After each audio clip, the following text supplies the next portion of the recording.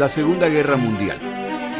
Eventos, personajes, tecnología. Le doy la bienvenida a nuestro episodio del día de hoy. Episodio 124. La Guerra de los Trenes y los Puentes. Partisanos. Muchas gracias a mis oyentes por su apoyo. Les recuerdo que el primer tomo de las notas de mi podcast, que incluyen los primeros 15 episodios, se encuentran disponibles en Amazon. Cuestan $3.50. Y si lo compra, me ayuda. Si además dejo un puntaje y un comentario, me ayuda aún más. Publicaré más tomos si las ventas del primero cubren el costo de producir un segundo. De lo contrario, no tiene sentido. Recuerde que a quienes donen cualquier cantidad para mi proyecto a través de PayPal o Patreon, incluso si la donación es menor al costo de las notas, con todo gusto le mando una copia en PDF. Si consigue que 5 personas conocidas o amigos o familiares me sigan en Twitter o Facebook, también le mando una copia. Gracias por su apoyo. Empezamos nuestro episodio. Entre los muchos escenarios posibles durante la Segunda Guerra Mundial, hay uno en que hay quienes opinan que Alemania pudo haber derrotado a la Unión Soviética, pero para hacerlo debieron haber adoptado una estrategia diferente a la utilizada. Busque en un mapa de nuestro planeta Rusia y verá el impresionante tamaño de esta nación. Mejor aún, busque un mapa de la Unión Soviética antes de su disolución en la década de los 90 y verá una nación que iba desde el este de Europa, atravesaba el norte del continente asiático entero y llegaba al Océano Pacífico, desde el mar Báltico al norte hasta el mar Caspio al sur, con un área de 22.400.000 kilómetros cuadrados, que incluía 15 naciones y que ocupaba una sexta parte de la superficie terrestre, excluyendo por supuesto los océanos y mares. Este inmenso tamaño incluía áreas llenas de recursos de todo tipo, pero traía consigo sus propios desafíos. Centenas de idiomas y dialectos para las más de 100 nacionalidades que cubren 11 zonas horarias. La distancia desde la frontera oeste en Europa hasta el punto más al este, el cual, como ya se mencionó, llega al Océano Pacífico, es de 10.900 kilómetros. Esta impresionante diversidad de nacionalidades e intereses causa lo que hasta el día de hoy observamos en países habitados por quienes sienten pertenecer a una nación o a un grupo específico más que a la nación en conjunto, tensiones internas. Si a estas les añade la mano durísima con la que Stalin ha gobernado a la Unión Soviética, imponiendo políticas basadas en ideologías más que en conocimiento o técnica, y sin mayor reparo en reprimir a quienes se oponen, el resultado es una nación poco cohesionada. Esta es una de las razones por la que Hitler consideraba que la Unión Soviética era nada más que un edificio en ruinas al que solo bastaba patear la puerta y caería en pedazos. La estrategia que sugieren quienes creen que Alemania podría haber derrotado a la Unión Soviética en esta guerra es que una vez que ingresan al territorio soviético, debieron buscar alianzas con grupos locales con la promesa de que alcanzarían su independencia de la Unión Soviética. Esa promesa hubiera resultado en muchos casos en aliados inmediatos para Alemania. Veamos cuál es la situación. Empezamos en el sur. Como parte del proceso de desarrollo de la Unión Soviética, Stalin decide la colectivización de los medios de producción, en este caso de la producción agrícola. Los dueños de terrenos son forzados a ceder sus tierras, propiedad e incluso sus viviendas a granjas colectivas bajo control estatal. Quienes resisten esta transición y quienes tienen amplios terrenos o han prosperado y por lo tanto muestran tendencias capitalistas, los llamados kulaks, son perseguidos, deportados, encarcelados y en algunos casos ejecutados. El sistema impuesto de producción agrícola se muestra poco eficiente. La producción alimenticia cae, reina la desorganización y a medida que la población experimenta hambre, se producen pequeñas revueltas contra el Estado. Si se combina esto con las movilizaciones humanas hacia ciudades para favorecer la industrialización, se produce una crisis de grandes proporciones. Ucrania era una causa de preocupación para el liderazgo soviético, ya que durante la guerra civil los ucranianos se identificaban más con la facción que se oponía al comunismo. La decisión, por lo tanto, está entre lo que propone el Partido Comunista Ucraniano, apoyar a Ucrania lo más que se pueda para evitar más descontento, o reaccionar con mano dura, como sugiere Stalin. Al final, el Politburó soviético se decide por la mano dura, y comunidades enteras ucranianas son puestas en listas negras, lo que evita que reciban alimentos. Por otro lado, la crisis alimenticia ocurre no solamente en Ucrania, sino en el territorio soviético, por lo que Ucrania tiene que incrementar sus envíos de alimentos a otras áreas de la Unión Soviética. Finalmente, los ucranianos tienen prohibido desplazarse a otras áreas de la Unión Soviética en busca de alimentos. La crisis humanitaria en Ucrania, que resulta de esta combinación de factores, ocurre en 1932 y 1933. Y para finales de 1933 ya alcanza niveles dramáticos. Durante este periodo, uno de los libros consultados estima que más de 20 millones de personas padecieron hambre en la Unión Soviética. El balance estimado final de muertos se estima en alrededor de 5 millones. Casi 4 millones de estos muertos son ucranianos. Los ucranianos llaman a esta tragedia Holodomor, que es aparentemente una combinación de la palabra para hambre y la palabra plaga. Y por supuesto, nunca olvidan que a pesar de ser una de las naciones con la tierra más fértil del planeta, han padecido hambre y la muerte de sus ciudadanos como resultado del modelo comunista impuesto por Stalin. Por décadas está prohibido hablar de este evento en la Unión Soviética y se niega su existencia en el exterior, hasta que con las reformas de Gorbachov se tiene acceso a documentación que demuestra que este fue un evento real.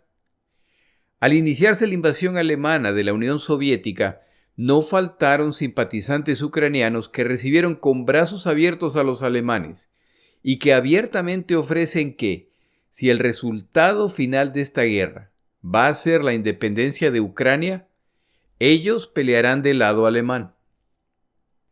¿Qué ocurre en el centro? Como usted recordará, la Segunda Guerra Mundial se inicia con la invasión alemana a Polonia.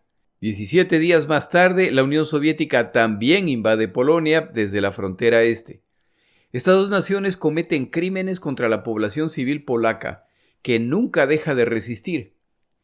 En 1941, los alemanes lanzan su ataque principal en el centro, es decir, a través de la frontera polaca, y avanzan hacia Bielorrusia rumbo a Moscú. Los grupos de resistencia polacos combaten a alemanes y a soviéticos.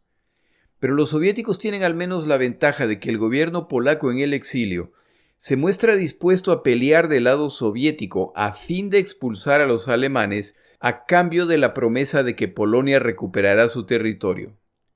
En todo caso, ni alemanes ni soviéticos pueden contar con la lealtad de los grupos guerrilleros partisanos polacos. ¿Qué ocurre en el norte? En 1939 y 1940, durante el período llamado la Guerra Farsante, la Unión Soviética invade múltiples naciones. Finlandia resiste y se produce la Guerra de Invierno, en que inicialmente los soviéticos son repelidos, pero al final los finlandeses se ven forzados a capitular.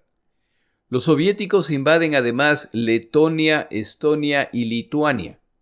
Estas naciones, que como tantas otras confiaban en permanecer neutrales, son controladas por la Unión Soviética a fin de, al menos eso era lo que se creía en aquel entonces, proteger a la ciudad de Leningrado de incursiones alemanas. Al atacar los alemanes en 1941, su avance por el norte se inicia a través de estas naciones, las cuales no tienen problema en prácticamente dejar pasar a los alemanes sin mayor resistencia. Después de todo, ellas no eran parte de la Unión Soviética y están involucradas en esta guerra solamente como resultado de la invasión soviética de 1940 y ahora de Alemania en 1941. Lo que esto quiere decir es que los soviéticos no pueden contar con la resistencia de estas naciones en el norte. De hecho, si a estas naciones los alemanes les ofrecen su independencia a cambio de combatir a su lado, es muy probable que lo acepten. Si los alemanes obtenían alianzas con Ucrania, Letonia, Estonia y Lituania, el número de combatientes que atacaban a la Unión Soviética se hubiera multiplicado y la cantidad de territorio a controlar se hubiera reducido considerablemente. El problema con esta estrategia es que para mediados de 1941, los alemanes han derrotado a todos los oponentes que se les han enfrentado con la excepción de los británicos, a los cuales sin embargo han expulsado de Grecia y los tienen en ese momento en problemas en África. Las fuerzas armadas alemanas, al menos en tierra, parecen imparables y los alemanes están convencidos de que pueden derrotar a los soviéticos sin necesidad de aliados adicionales, por lo que no solo rechazan las ofertas de ayuda que se producen en estas naciones, sino que, tal como en el resto de territorios invadidos, la población es maltratada y empiezan a cometer actos criminales. Las poblaciones en estas áreas tienen por lo tanto que concluir que, si los alemanes no los van a liberar de la Unión Soviética, y si además planean obrar criminalmente contra sus poblaciones, entonces la única alianza posible para quienes decidan resistir es la Unión Soviética. Estas son las semillas de la guerra de partisanos y guerrilleros que combaten a las fuerzas alemanas en la Segunda Guerra Mundial en todos los frentes. Empiezo con una definición aproximada de estos términos, ya que yo no tenía, y sigo en realidad sin tener clara, la diferencia entre el término partisano y guerrillero. Empecé con el diccionario de la Real Academia de la Lengua Española y, de acuerdo con su definición, estas dos palabras son sinónimos, es decir, significan lo mismo. Otro diccionario tiene la misma opinión y describe al partisano como guerrillero que forma parte de un grupo civil armado y clandestino que lucha contra un ejército de ocupación o contra las autoridades de su propio país. Definiciones encontradas en fuentes en inglés dicen que el partisano es el miembro de una fuerza militar del país ocupado que combate contra tropas de otras naciones. Es decir, no son civiles, son fuerzas militares acompañadas de civiles. Esta segunda definición parece más cercana a lo que ocurrió en la Segunda Guerra Mundial, sobre todo en la Unión Soviética. Ya se produce la Operación Barbarroja y los primeros días son caóticos para los soviéticos, que pierden decenas de miles, que pronto se convierten en centenas de miles de combatientes, entre muertos, heridos y capturados, así como la mayor parte de su fuerza aérea, lo que complica más la situación. El avance del ataque alemán es imparable. En este punto, le debería llamar la atención el hecho de que la Unión Soviética no tenía un plan de defensa para estas circunstancias, a pesar de que fuerzas partisanas han jugado papeles importantes en conflictos internos y externos de la Unión Soviética. La razón que yo he encontrado en algunos textos es que el preparar este tipo de plan requería una mentalidad derrotista en el gobierno soviético al aceptar la posibilidad de que su territorio podría ser invadido por otra nación. Si ese es el caso, creo que hay unas preguntas que resultan razonables. Una vez creada la masiva industria militar soviética, si Stalin no planeaba pelear guerras en el territorio soviético, lo que se muestra en esta falta de planificación, entonces, ¿dónde planeaba Stalin utilizar todo ese equipo? ¿Dónde iban a combatir las fuerzas armadas soviéticas si aparentemente no esperaban hacerlo en su propio territorio? El acelerado avance alemán deja en evidencia que no hay un plan en caso de que lo que acaba de ocurrir ocurra, y si se le suman las alianzas divididas de quienes viven en estas zonas, se puede desatar un desastre para los soviéticos, por lo que tienen que apresuradamente dejar en claro que siguen en control de estas zonas invadidas y la mejor forma de hacerlo es darles las armas y provisiones para resistir a los invasores. Esto tiene el inconveniente de que no está claro si estas armas enviadas por la Unión Soviética se utilizarán para resistir a los invasores alemanes o para sumarse a ellos contra Stalin y sus fuerzas. El 3 de julio de 1941, a los pocos días de iniciada la invasión, Stalin a través de la radio emite un mensaje en que admite la difícil situación en Lituania, Bielorrusia, Letonia y el oeste ucraniano. Anuncia además la política de tierra arrasada que requería que todo lo de valor para el enemigo sea destruido cuando su avance no pueda ser detenido y los soviéticos deban retroceder. Explica además la actitud que se espera de quienes queden atrapados detrás de las líneas enemigas debido a su avance. Stalin decía: en áreas ocupadas por el enemigo se deben formar unidades guerrilleras montadas y de a pie. Se deben formar grupos de ataque al enemigo. Se debe fomentar la guerra de guerrillas en todos los territorios. Deben volar puentes y caminos, destrozar líneas de teléfono y de telégrafo, incendiar los bosques, almacenes y el transporte. En las zonas ocupadas se debe hacer la situación invivible para el enemigo y sus cómplices. Deben ser cazados y aniquilados en todo momento y todas sus iniciativas frustradas. La fuerza total del pueblo debe ser utilizada para la demolición del enemigo. Toma en cuenta lo que esto significa para la población. La orden de Stalin al ejército soviético es que se destruya todo antes de retirarse si no se puede detener a los alemanes. Al llegar los alemanes se apoderan de lo que necesitan, por lo que los civiles atrapados detrás de su avance empiezan a padecer por falta de alimentos, y al ser despojados de sus pertenencias e incluso de sus viviendas de ser necesario, empieza entonces el proceso de creación de fuerzas partisanas. Los partidos comunistas locales juegan un papel importante ya que son el punto de contacto desde Moscú.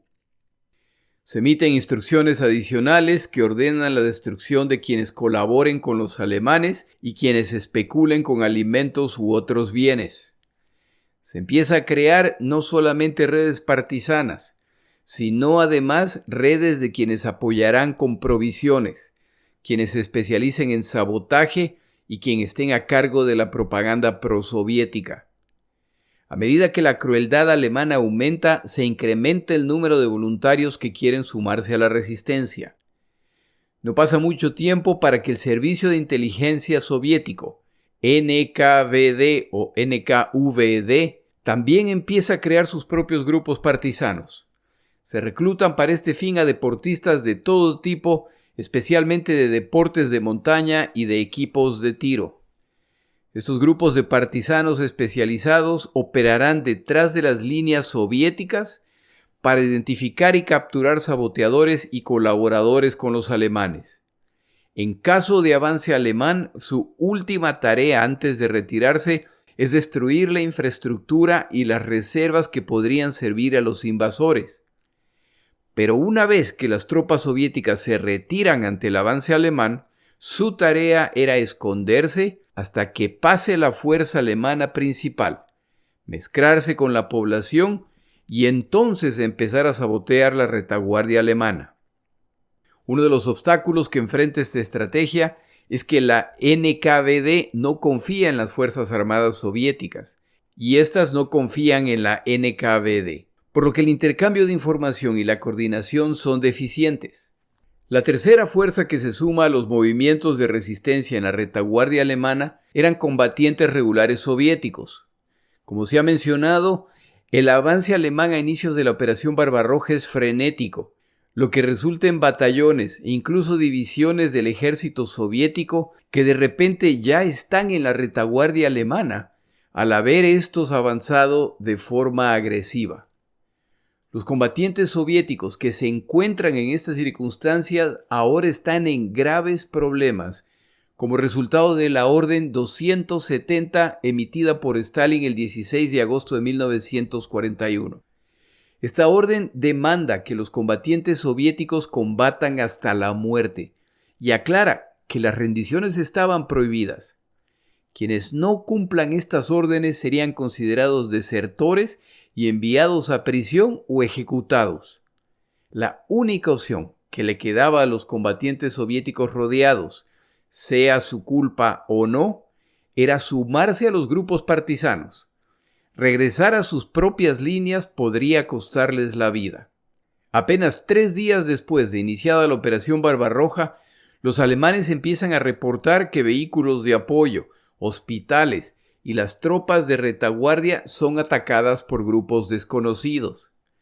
Esto es cierto para los 3 grupos de ataque, el grupo del ejército norte, centro y sur.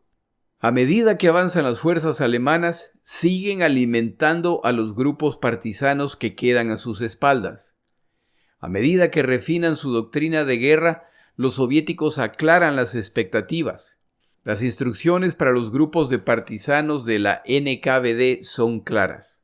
Los líderes comunistas locales y los miembros de la NKVD son responsables de la creación de los batallones de destrucción antes de la llegada alemana y de su conversión a batallones partisanos una vez que ya se encuentran en su retaguardia. Está categóricamente prohibido disolver los batallones de destrucción.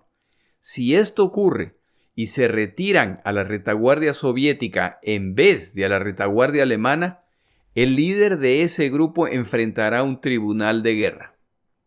En otras palabras, esta es una guerra sin tregua, en que quienes la pelean no deben esperar sobrevivir.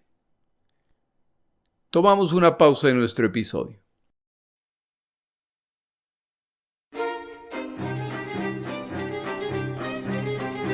Palabras de Churchill.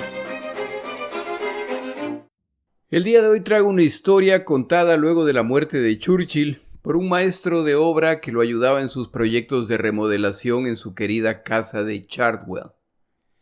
Harry Whitbread, maestro de obra de construcción, le enseñaba a Churchill a construir paredes de ladrillo, las que Churchill insistía en construir personalmente. El señor Whitbread relata la siguiente historia.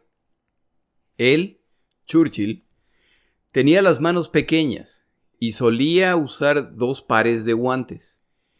Recuerdo que un día estaba clavando clavos en una pared y descuidadamente clavó a través de uno de los dedos de los guantes, dejando su mano atrapada contra la pared.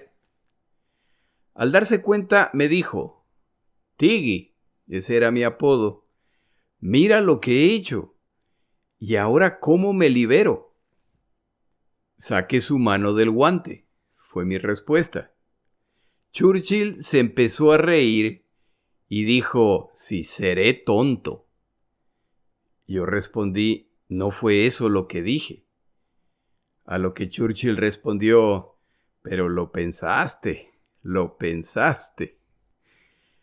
El señor Whitbread concluye la historia simplemente afirmando: «Así era él».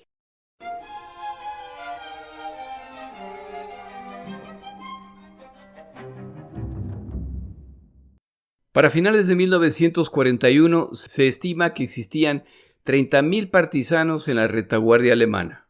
Para el verano de 1942 ya son 150.000, y solo se pondrá peor a medida que avanza la guerra. Para cuando los alemanes se dan cuenta de que les hubiera convenido más buscar la buena voluntad o incluso la alianza de estas poblaciones, ya es demasiado tarde y tienen detrás de sí enemigos invisibles que siguen complicando sus campañas. La campaña partisana inicial de 1941 estuvo plagada de errores y falta de preparación y coordinación. Afortunadamente para los soviéticos, los alemanes tampoco tenían un plan claro y subestimaron la resistencia que enfrentarían.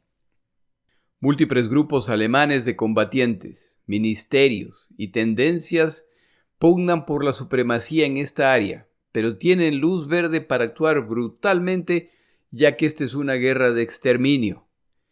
Sus instrucciones en la conducción de la guerra, conocida como la Orden respecto a los comisarios, aclaraba: oficiales soviéticos, judíos y los comisarios, es decir, los oficiales políticos, debían ser capturados y ejecutados.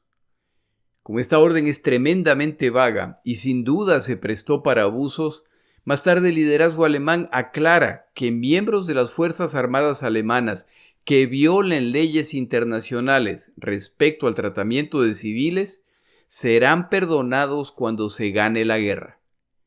Cuando Stalin transmite sus instrucciones a través de la radio ordenando la constitución de grupos partisanos, Hitler lo ve como una decisión positiva para Alemania.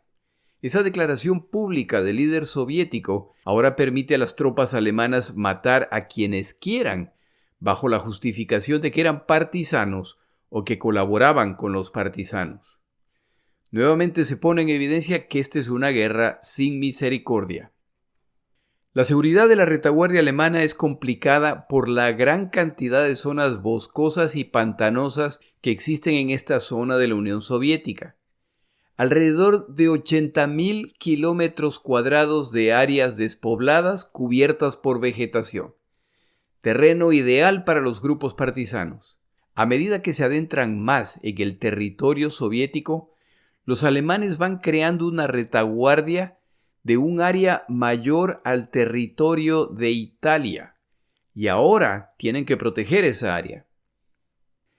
La lección más importante aprendida por los partisanos y por Moscú en 1941 es que sin radios no es posible coordinar ataques partisanos, advertirles cuando fuerzas alemanas se dirigen a emboscarlos, asignarles misiones urgentes dependiendo de lo que ocurre en el frente de batalla. A pesar de esta falta de eficiencia, la imagen del partisano y el impacto en la moral alemana es innegable. Sus fuerzas no tienen respiro. Pueden combatir todo el día. Al regresar a sus zonas de descanso, son emboscadas por partisanos. Es posible que se produzcan ataques nocturnos. Los alemanes ven una elaborada red de partisanos que coordinan con Moscú sus operaciones y que cuentan con inteligencia crucial para impactar sus operaciones. Pero este nivel de coordinación no existe, al menos todavía no existe en 1941. La otra lección del invierno 1941-1942 es que el riguroso invierno soviético puede diezmar a los grupos partisanos que habitan en las zonas boscosas. Una lección similar tuvieron que aprender las tropas alemanas frente a Moscú. Para 1942, Stalin concluye que hay que formar una estructura formal para manejar el movimiento partisano, para asegurarse de que no son simplemente grupos de maleantes que se aprovechan de la situación, que no son grupos que buscan su propio fortalecimiento bajo la excusa de la guerra, o que no son grupos de excombatientes que están buscando esconderse para no regresar a la batalla. En cierto momento se realiza en Moscú una conferencia con cuantos comandantes partisanos pueden identificar a fin de coordinar operaciones y aclarar alianzas. Con el cambio de la situación militar y el avance y retroceso de soviéticos y alemanes, en 1942 el ciclo continúa. Los que se retiran de una zona destruyen cuanto pueden para evitar que lo utilice el enemigo. Los que ingresan a la zona se apoderan de lo que queda y la población civil se queda con las obras. A medida que los ataques partisanos se multiplican, el ejército alemán sigue dando instrucciones al respecto. Es necesario tomar medidas drásticas a fin de eliminar los movimientos partisanos en el menor periodo posible. Una forma de hacerlo es a través de medidas desproporcionadamente severas. La pena de muerte para 50 o 100 comunistas por cada soldado alemán muerto en operaciones partisanas es aceptable. En algunos casos se busca moderar esas instrucciones recurriendo en cambio al secuestro de civiles que serían ejecutados si las operaciones partisanas continuaban. Pero nada reduce las operaciones de estos grupos. No hay que olvidar que en el otro lado de este enfrentamiento se encuentra Stalin, quien no vacila en tomar medidas similares de ser necesario. La falta de claridad y drasticidad de las órdenes, la continuación de los ataques partisanos y la realidad del día a día resulta en verdaderas orgías de sangre en que ya no queda claro quién ha ejecutado tal o cual operación, cuál fue la justificación, ¿Eran los ejecutados partisanos o civiles? ¿Se está avanzando en el control de partisanos? Recuerde que, de acuerdo a las órdenes de Hitler, oficiales soviéticos, comisarios políticos, judíos y quienes los resisten son blancos válidos de sus ataques. Ojalá note que en la lista provista por Hitler hay un grupo cuya inclusión no tiene sentido desde el punto de vista militar. ¿Por qué los judíos? Ese es un tema para otro día.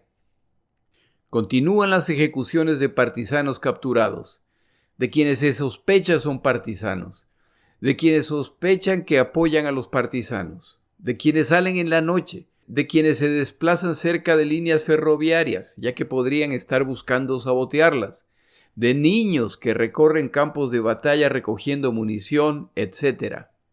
Un verdadero infierno para los atrapados en medio, y a medida que la dirección de la guerra va cambiando y se empieza a hacer evidente la debilidad alemana, las lealtades siguen cambiando.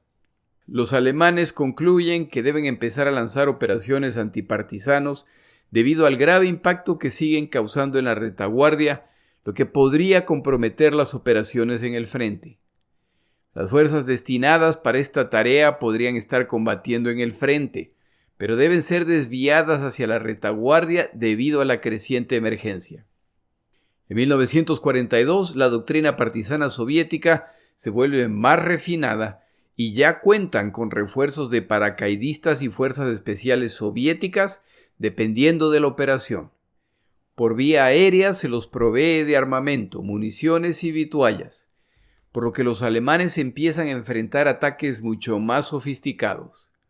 Se establecen múltiples escuelas de entrenamiento de partisanos alrededor de Moscú. El énfasis del entrenamiento es en técnicas de supervivencia, demolición de puentes y líneas ferroviarias. Las Fuerzas Armadas soviéticas empiezan a producir explosivos exclusivamente para uso de los partisanos. De los desorganizados ataques iniciales, ahora ya realizan ataques preparados para causar la mayor cantidad de daño. De los tiroteos a trenes desde zonas boscosas y de simplemente colocar obstáculos en la vía o retirar rieles para causar el descarrilamiento de trenes, se pasa a utilizar minas que son enterradas en la vía.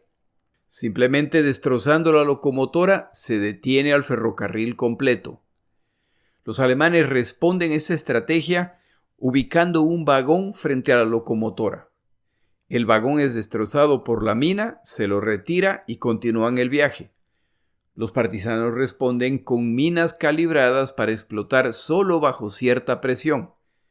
El vagón, mucho más ligero que la locomotora, pasa, y es el peso de la locomotora la que causa la explosión de la mina. Los alemanes responden a la nueva estrategia cargando el vagón frontal con rocas para incrementar su peso, lo que detona la mina. Los partisanos responden con cadenas de minas que destrozan al vagón y a la locomotora. Los alemanes responden con más vagones al frente. Los partisanos con más minas. Los alemanes incluyen equipos de zapadores para desenterrar las minas. Los partisanos responden con minas hechas de madera. Todas estas tecnologías que no dominan los partisanos, obviamente están funcionando con el apoyo del ejército soviético. Respecto a los puentes, encontrar un puente que no ha sido dinamitado solía ser buenas noticias. Ahora hay que ver si el puente está minado y va a explotar al pasar los vehículos. En casos de puentes metálicos, puentes aparentemente intactos se desploman al pasar los tanques o las locomotoras. En vez de minarlos, los partisanos o las fuerzas especiales soviéticas han cortado los cimientos metálicos lo suficiente para que no se note y para permitir que vehículos ligeros o peatones puedan cruzarlos. Pero al ser atravesado por un objeto lo suficientemente pesado, estos puentes se desplomaban. Las operaciones contra las tropas alemanas ya no son tiroteos aislados y, de acuerdo con la oportunidad, ahora se dan casos en que combatientes alemanes salen a sus patrullas diarias solo para descubrir al regresar que quienes quedaron atrás han sido ejecutados. Para junio de 1943, los alemanes enfrentan más de 800 ataques partisanos por mes en el inmenso territorio que ocupan. Los alemanes también cambian sus tácticas y las ponen en práctica. Un ejemplo es la operación Cottbus, la cual buscaba asegurar la retaguardia del Grupo Centro. Se involucran a las SS, unidades de policía, fuerzas del ejército y de la Fuerza Aérea. Han identificado una fuerte concentración de partisanos y ven la oportunidad para eliminar esta amenaza de una vez. Estiman que hay 10.000 partisanos en esta zona boscosa donde se produce el cruce de múltiples líneas férreas. La operación se inicia el 3 de enero de 1943 y será ejecutada por casi 9.000 combatientes de múltiples nacionalidades, más 2.500 colaboradores soviéticos que serán utilizados para infiltrar a los grupos partisanos y atacar desde adentro cuando se cierra el cerco. Esta última parte fracasa estrepitosamente. Estos infiltrados son descubiertos y atacados. Quienes logran escapar se vengan con la población civil. La operación resulta, de acuerdo con el reporte alemán, en la muerte de 6.000 partisanos, 4.000 colaboradores de los partisanos, 2.400 civiles capturados y sentenciados a trabajos forzados y 600 prisioneros, además de capturar grandes cantidades de armamento. Los alemanes han sufrido 127 muertos y 500 heridos. Puede sonar como un triunfo, pero estos números son altos para los alemanes, además de que estas tropas se necesitan urgentemente en el frente. Por supuesto, no es difícil llamar a los cadáveres partisanos, colaboradores o conspiradores. Nadie se pregunta si efectivamente eran culpables. En todo caso, los alemanes y sus aliados se sienten victoriosos. Han completado la operación a tiempo, ya que pronto lanzarán la Operación Ciudadela en Kursk, la cual iniciará la ofensiva alemana de verano de 1943. Como se ha relatado en otros episodios, los alemanes efectivamente lanzan su ofensiva en Kursk, pero esta falla al no poder penetrar las defensas soviéticas. Y ahora, para colmo, deben enviar tropas a Italia, ya que británicos y estadounidenses han desembarcado ahí. Los alemanes que inician su retirada no lo saben, pero cerca de 100.000 partisanos que han recibido explosivos, entrenamiento y misiones concretas los esperan. Las líneas ferroviarias que necesitan los alemanes para su movilización son atacadas en miles de puntos. Los informes alemanes además mencionan actos de sabotaje de quienes dan mantenimiento a los trenes, bombas ubicadas en vagones y locomotoras. Reportan miles de explosiones en distintos puntos de la vía. Remueven más de 4.500 minas. A fin de proteger las rieles, se forman grupos de civiles que hacen guardias en distintas zonas. No es extraño llegar a esas zonas y no encontrar a nadie. La única posibilidad es que quienes debían proteger las líneas ferroviarias se han sumado a los partisanos. Uno puede imaginarse no solamente las demoras resultantes de estos ataques, pero el impacto en las tropas del eje, los alemanes y sus aliados, al temer que tras cada árbol podría haber un partisano, que tras cada curva del camino podría haber una trampa. Súmele que esta es una retirada después de una operación fracasada y ya sigue quedando claro entre las poblaciones que apoyan a la Unión Soviética y las que apoyan a los alemanes que la derrota alemana es una posibilidad. Con esta certeza creciente se incrementa el número de interesados en sumarse a las fuerzas partisanas. No solo por cuestiones patrióticas, sino porque saben que si la Unión Soviética va a ganar esta guerra, el régimen de Stalin querrá saber qué papel jugaron los civiles durante la ocupación. La historia de los partisanos es romantizada no solamente en la Unión Soviética, sino en el resto de naciones en que fueron parte de la resistencia a los alemanes. Menos atractivo es pensar en el impacto de este tipo de guerra en las poblaciones civiles y la arbitrariedad con la que a veces se controlaba la población. En todo caso, cumplieron su papel en esta guerra al debilitar la ocupación alemana no solamente en la Unión Soviética, sino en Yugoslavia, Grecia, Italia y en otras naciones. Se me acabó el tiempo y no hablamos de la resistencia francesa. Ese tema deberá ser cubierto en otro momento. En el siguiente episodio vemos qué ocurre en Italia en 1944. Uno de mis oyentes hace meses me contactó para comentarme respecto a la participación de la mafia en esta guerra. Como nunca había escuchado esa historia, dudaba si era cierta. Pero resulta que ese fue el caso. Por lo que el relato de la campaña en Italia también incluirá una de mafiosos. Mi nombre es Jorge Rodríguez. Gracias por acompañarme.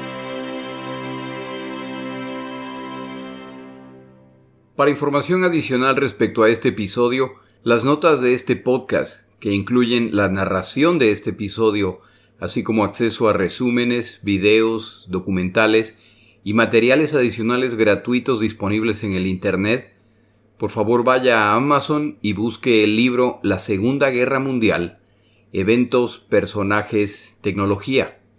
Al comprar estas notas, me ayuda y me apoya financieramente.